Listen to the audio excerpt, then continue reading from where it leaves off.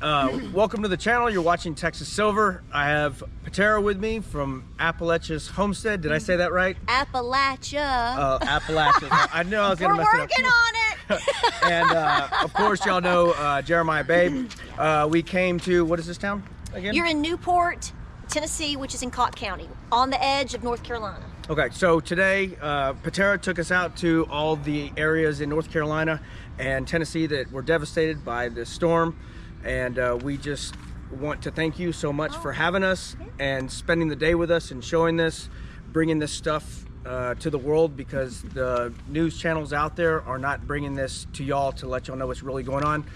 Jeremiah is going to drop probably multiple videos. He did a lot more film work than I did. I was more security, but check out his videos about it. Also Patara, I know this channel is not big, but if you don't follow Patara, please go to her channel and check her out. She has a great preparedness channel.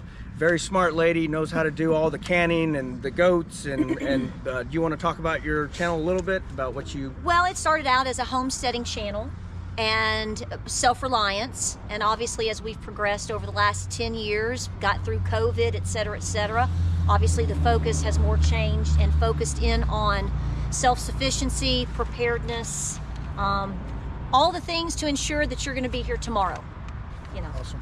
So yeah, check out her channel. She's given me a shout out or two, and I greatly appreciate that. But yeah, and also James was here, which is her husband, great gentleman. We enjoyed the time with him as well. So what do you got, JB?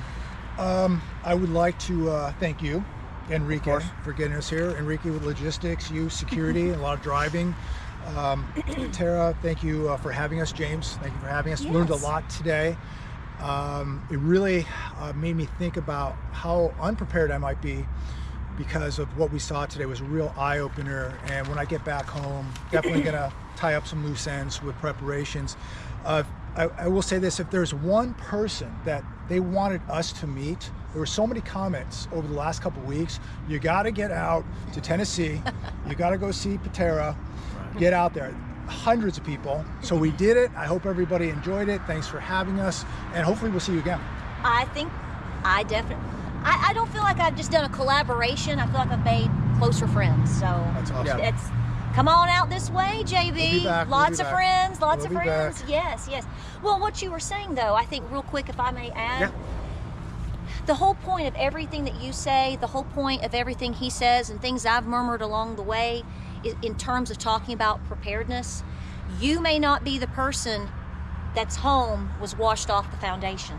No. You, me, him, you might be the person a quarter of a mile up the mountain. The road might be washed out, but you might have been the one to prepare.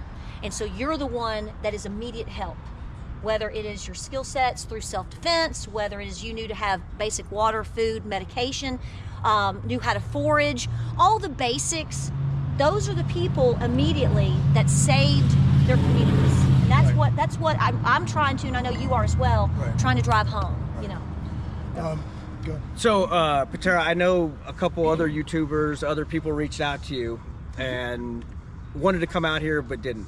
So I just want to commend Jeremiah. I know there are some people that in the comments will say negative things about Jeremiah. He is here.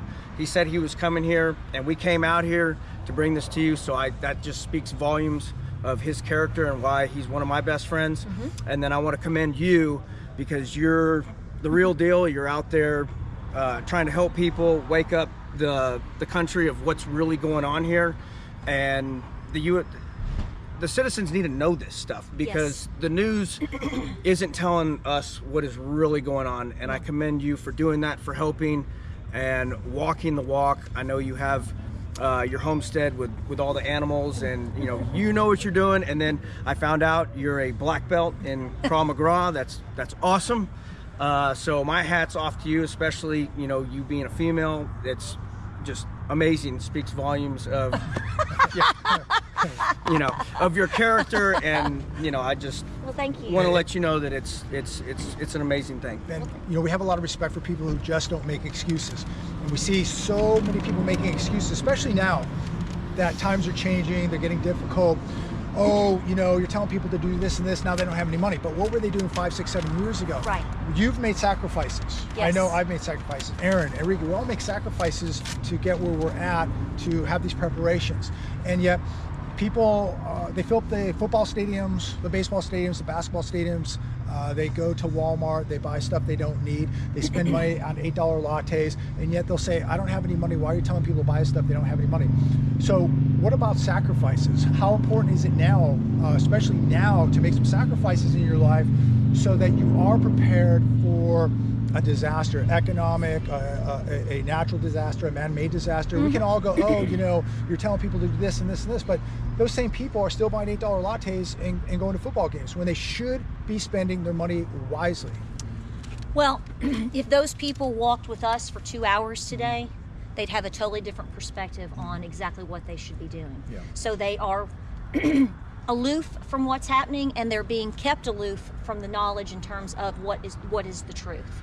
Because if you experience, I didn't lose my home, but I've watched people that have. Right. And so the bottom line is we don't have to have an economic collapse. We don't have to have a man-made disaster. We don't have to, everybody is going to go through their own apocalypse, even if it's just a private depression at some point in their life. And the more that you're prepared financially, which you hound on, being debt-free as possible, basic skill sets, they're not difficult skill sets. Right. The very basics, like self-defense, storing food and water. If just doing that alone makes a difference. You might have to sacrifice some time. You might have to get a 100%. side hustle to pay to add those skill sets, right? Well, we don't go on. I haven't been to the beach in 15 years. Right. I didn't buy a big anniversary present. I bought a wood cook stove. Yeah. Everything goes in our family, other than, you know, we might go get a Dairy Queen or something. But you know, I'm saying our money and our funds, our holidays, our time goes back into restoring, continuing to build our homestead and our skill sets.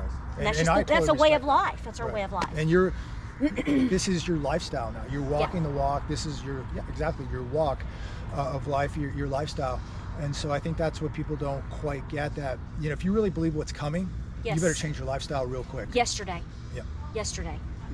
So these events that have taken place, this just reiterates how important these skills are that we harp on. Because even some of the people that are affected in this disaster, it didn't matter how much they prepared, but then you being a prepared individual, you were able to help others. Right. So because I was prepared, because we were not directly affected, the next morning we were able to, okay, we got this done, now we're going to go load up the car. We're coming to help. We're here to help. Right. And you hear about these stories here even to this day, that the people that were prepared were jumping in, stepping in, and helping and saving each other, digging each other out, feeding each other, able to go down the mountain to get help, whatever. I mean, it's endless. It really is endless stories here. Yep, it really is.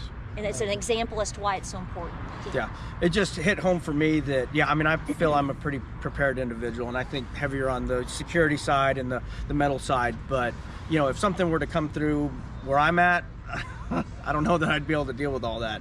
But I mean, I'm definitely ahead of the game of most others. But yeah, it definitely pointed out that you never need to quit preparing. Right. That you're never done. Nope. You can always do better. You can always put back more preps, get more food, you know, generators, you know, whatever. Well, and it's ongoing, because if you deal with food, you have to, and I know this is sort of a ladies thing more so than it is a dude's thing, but the bottom line is when you are preparing foods, a pantry, you have to keep up with that. You have to rotate that. You have to use this to keep it going. So like you said, it's a lifestyle. It's not just it's not a chore you do one day. Right. It's a choice to live this way and to prepare, and we've all made sacrifices. I know Jeremiah has. I'm sure you have too.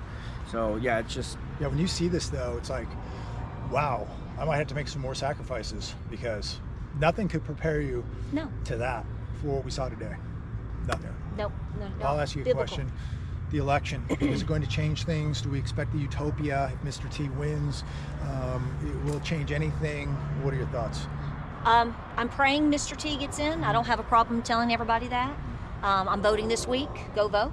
But at the same time, I'll tell you what I think, not reflecting on you guys. I think he is winning. I think he is technically going to win. Does he take office? I don't know. There's lots of ins and outs with that. My concern is the economy. Yes, I agree. No matter who wins, we have a debt crisis now. Massive. And nobody's talking about it on either side. That's a concern. Yes, I favor Mr. T over Harris, no doubt about it. But I don't think it's going to be quite the utopia that everybody thinks it is, because nobody is going to stop this debt train. It is off the tracks, and it's going to be a big problem. Somebody's going to have to deal with it, and Americans are going to feel a hard bit of pain when we have to deal with it. We will be forced to deal with it. I guess my thought on that is the train's coming. You can't get off the tracks fast enough. The damage is done. So who do you want to navigate that storm with? Exactly. Who would you? That, to me, that's where it comes down to. Absolutely. Yes. Yeah. All right. Yes, that's about all I have. Again, Patara, thank you. Well, I'm so happy much y'all came out. for- I am. I'm so happy y'all Enrique? came out. Yeah, come Yes. on, get in here. Enrique? This is our buddy right here. James is going to stay over there. Yeah, we had a great time. We had a great time. Wonderful time. Thanks for dinner. Yeah, you're welcome. The plan was to take you to the Apple Barn in Sevierville, not... We live at but- Cracker Barrel now. So again, check out Jeremiah's videos, also Patara's, and that's it. Yours? Yeah, well, mine. Share, subscribe, like, comment, all those things. Texas Silver. Yeah. That's it. God bless everyone. Thank you for being here. Thank you. We're out. All right. Here, Andy.